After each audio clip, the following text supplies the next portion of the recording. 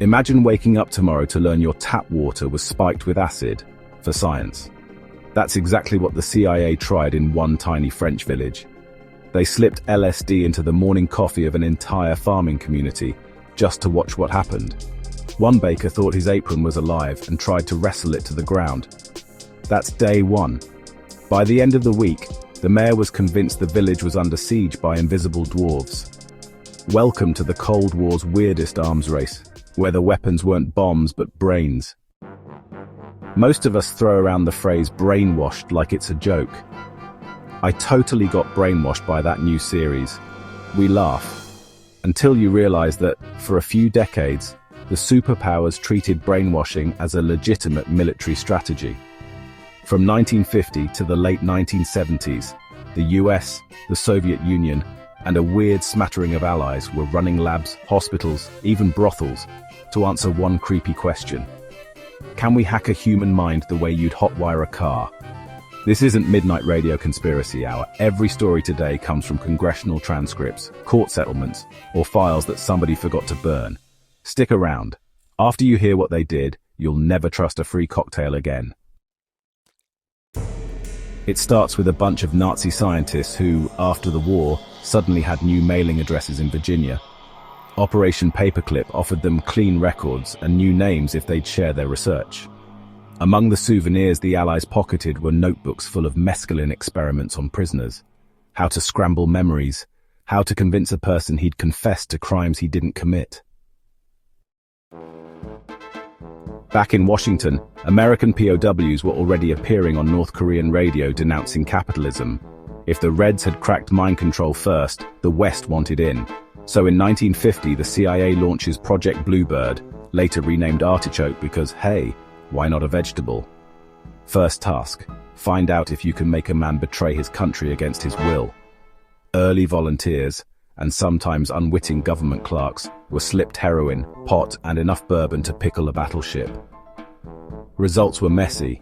Some sang like canaries, some drooled on the floor, a couple just died. But hey, receipts were kept. By 1953, the program got a rebrand and honestly a much bigger budget, MKUltra. The guy holding the purse strings, Sidney Gottlieb, seemed like your kindly chemistry teacher, until, well, you learned he kept vials of LSD in his desk like they were paper clips. Over the decade, he burned through what would be $250 million today. So, how do you spend that much cash off the books? Easy. You cut checks to universities, hospitals, and prisons. Just sign for research on the memo line. At Stanford, fraternity brothers drank mystery punch for $20 a pop and tried to describe the color Tuesday.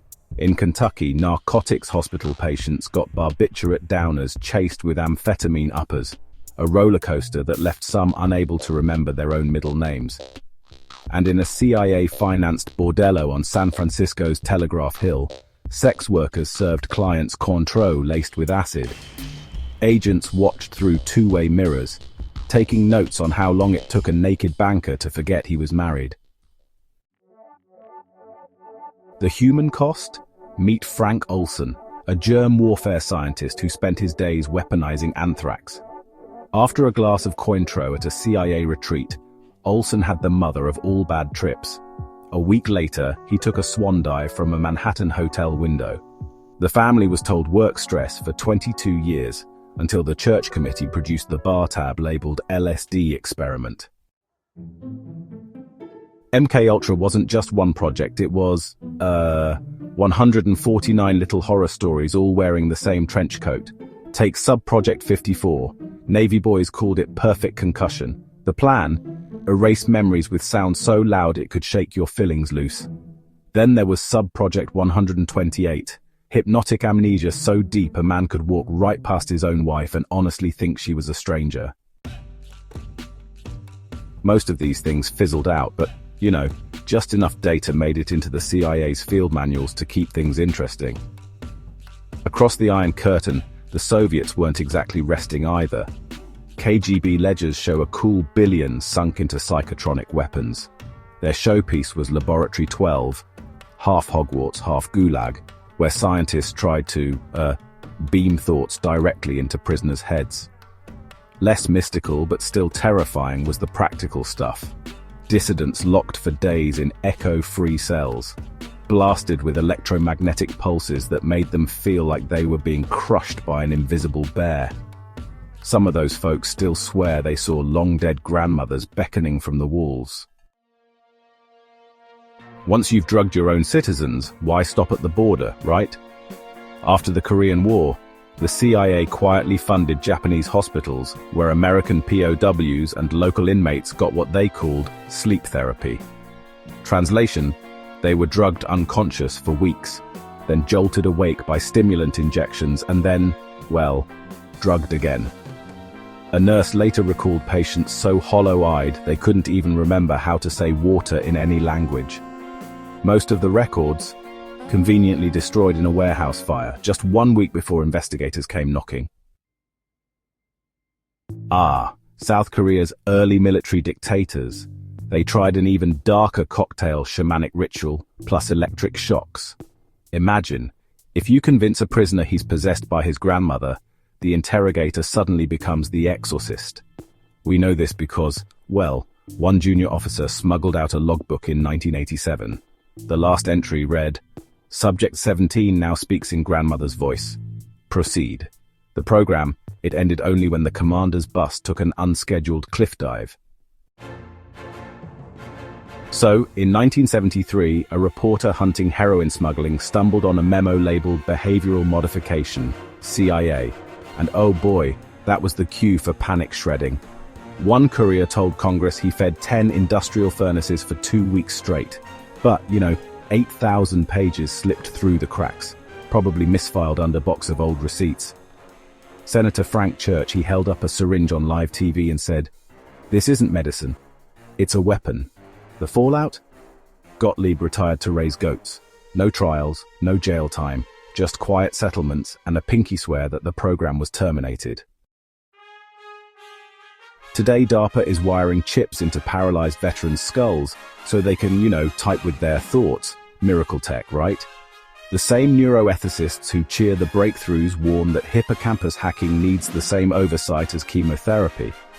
So ask yourself, should every neural experiment be as transparent as a drug trial, or does national security still get a permanent hall pass? Drop your take below, because if history repeats itself, it won't be in the headlines, it'll be in footnotes. Fast forward to 2012. The Army's own report on cognitive warfare cites MKUltra, not as a cautionary tale, but as proof you can weaponize behavior. Russia's defense budget now lists psychocorrection gear that zaps soldiers with radio waves to calm them down. China's top military university is publishing papers on steering emotions with focused ultrasound. Does this mean mind-controlled armies are marching our way tomorrow? Probably not. But the race that started in the 1950s never ended. It just got quieter and wore a lab coat. And the survivors? They're still trying to piece their memories together. In 2018, patients of Montreal's Allen Memorial Institute finally won a class action suit after Dr. Ewan Cameron's depatterning experiments left them forgetting entire childhoods. One woman told the CBC she still can't smell bleach without trembling. Her 1957 file lists her complaint as housewife, anxious. The recommended cure, 90 days of LSD, barbiturates, and electric shocks at 30 times the normal dose. So what do we do with this history? MKUltra and its evil cousins are a mirror showing what fear makes possible. Proof that when nations feel cornered, ethics becomes a dial you can turn down. The grand dream of programmable humans bombed, but the collateral damage stuck. Faith in government, trust in science, the sense that your mind is your own. Next time you see a headline about brain-computer interfaces, remember the baker who fought his apron. Remember Frank Olson falling past 10 floors. Remember the files that went up in smoke. Because the mind is still the one battlefield where losing doesn't just cost lives. It costs the story you tell yourself about who you are. If today's story unsettled you, good. Like this video and subscribe for more. Share it, talk about it. Because the best vaccine against the next MKUltra is a very stubborn public memory.